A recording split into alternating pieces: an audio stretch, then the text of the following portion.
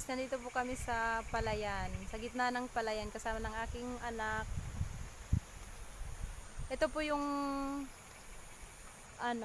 yung palayan na sinasaka dati nung tatay ko nung nabubuhay pa.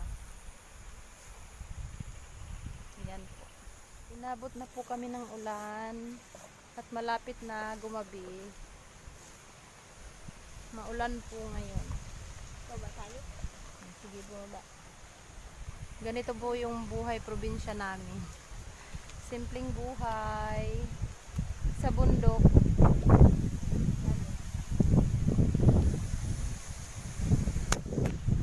Simpleng buhay sa bundok.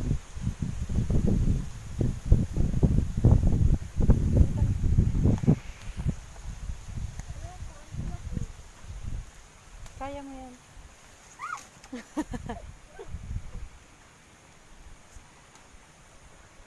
Mangunguha po kami ng, ang tawag dito sa amin ito, galyang.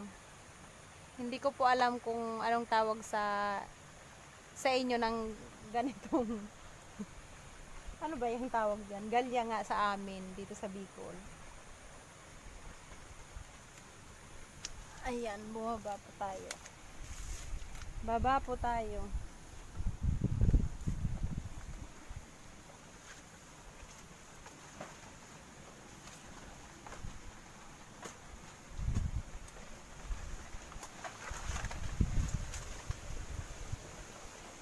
Ay, oh.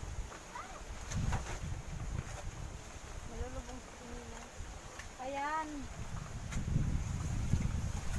Bumabaon yung sinilas ko sa putik.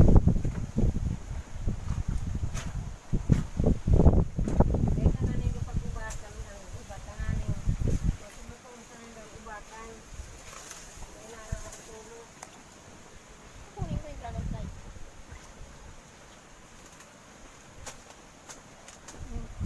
Di ako na nga.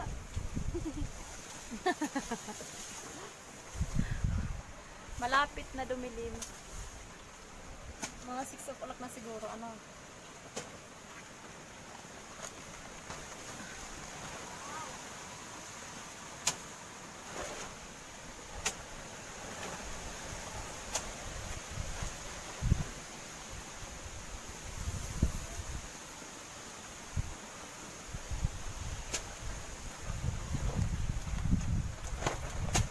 Ito po yung galyang sa amin. Ang kabuhayan, galyan.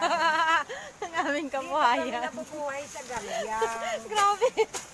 Grabe naman. Ito yung pagkain namin ngayon. Pagkain ko ng mga manihirap. Pagkain ng mahirap. Siguro may mayaman na lumutsa. Ha?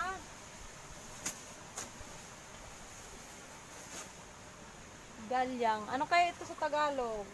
Galyang rin ba? sa amin galyang ang tawag dito sa Bicol.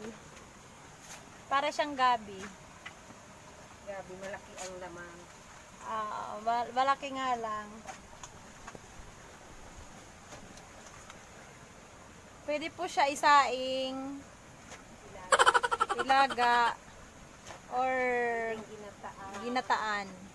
Masarap po siya, pang merienda. Ano ba ito? Nung nakapasok yung sa... Ayan yung nanay ko. Ayun. Siya ang kumukuha. Ayan na po siya. Yan yung galyang. Parang gabi pero malalaki. Ayan po siya.